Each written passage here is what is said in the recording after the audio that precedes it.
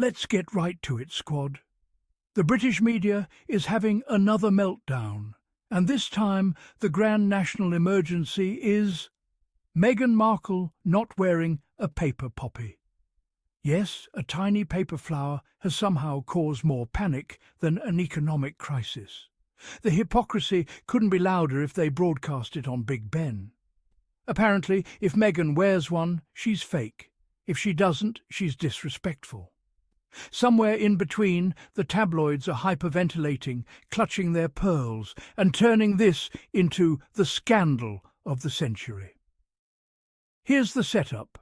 Meghan and Harry attended Kris Jenner's big birthday bash in California, a celebration full of glam, laughter and good vibes.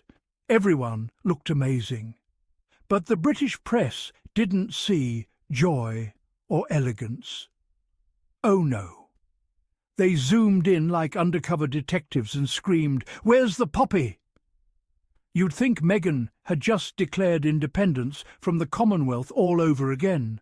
Never mind that this was an American party, not Remembrance Sunday at Westminster Abbey. Logic clearly wasn't invited to this event. What makes it even funnier is that just last year the same outlets mocked her for wearing a poppy during a Veterans Day video. One headline called it performative. Another said she was using veterans for PR. Some even critiqued the leaf angle on her poppy, as if she'd broken the sacred geometry of patriotism. It's pure comedy at this point. When she wears it, she's attention-seeking. When she doesn't, she's ungrateful. The poor woman could donate $1 billion to veteran charities, and they'd still write, "Meghan's subtle dig at Britain through generous giving." This isn't journalism, it's a game. And the rules are simple. Meghan must always lose. The British tabloids rely on her name like caffeine. Step 1, find a photo. Step 2, invent a scandal. Step 3, profit. They've built an entire industry around dissecting her facial expressions, her wardrobe choices, even how she breathes. Did she blink twice during that speech? What message is she sending the Queen? Honestly, it's giving obsessed X energy. They can't move on. She left their royal circus years ago, but somehow she's still headlining the show. And the poppy outrage is just the latest episode of the same boring series we've been watching since 2016. Social media posts something, tabloids fan the flames, and suddenly we've got a full-scale moral crisis. Then come the royal experts on TV panels, repeating the same lines like broken records. She's trying to distance herself from British values. She's embarrassing Prince Harry. Meanwhile, those same experts couldn't tell you what Meghan actually did that week if their paycheck depended on it. But sure, let's all lose sleep over a missing paper flower. Here's the real joke. These outrage cycles say more about the media than about Meghan. When the biggest royal controversy is a woman not wearing a poppy at an American party, you know the system has lost the plot. Outrage is the business model now. Every click equals cash, and Meghan's name is the gift that keeps on giving. Every insulted headline, every fake scandal, all of it feeds the machine. It's not about patriotism or tradition. It's about money.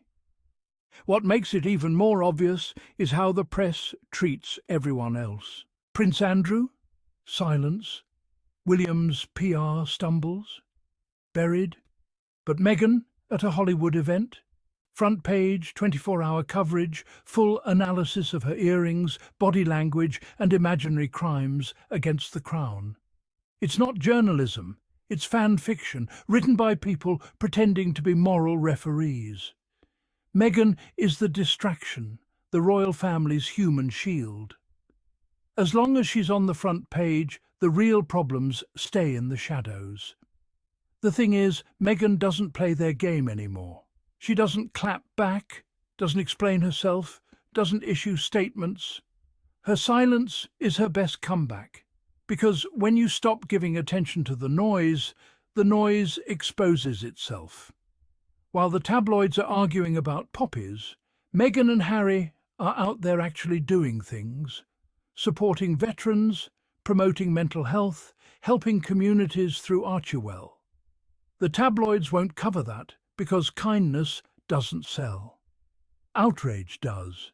And here's the irony that could power the whole of London. The poppy was meant to symbolise unity and remembrance, to honour those who served and sacrificed. But the media has turned it into a loyalty test. Instead of respect, it's become a weapon of judgment. They've cheapened something sacred by using it as clickbait. By trying to shame Meghan, they've managed to disrespect the very meaning of remembrance itself. This whole mess proves one thing. Meghan has outgrown their narrative. She's not the villain in their soap opera anymore. She's the one who left the set, started her own show, and now lives rent-free in their headlines.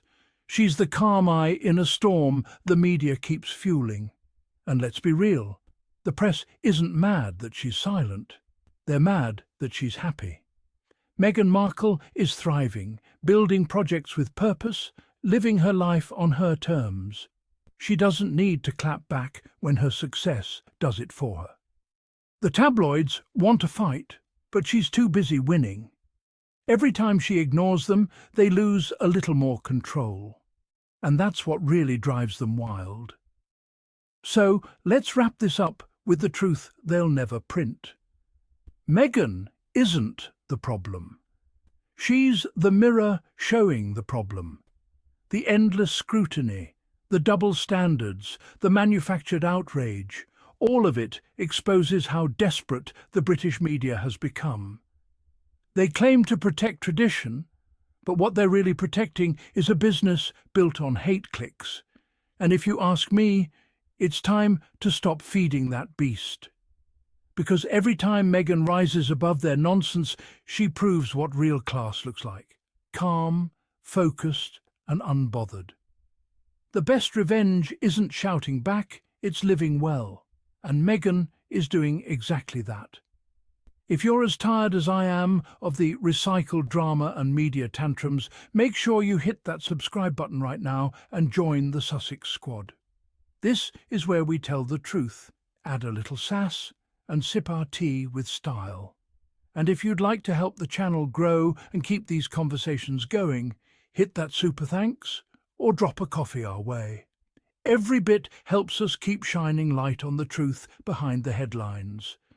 Until next time, stay bold, stay kind, and remember, the louder the hate, the brighter the shine. This is the Sussex Squad, signing off.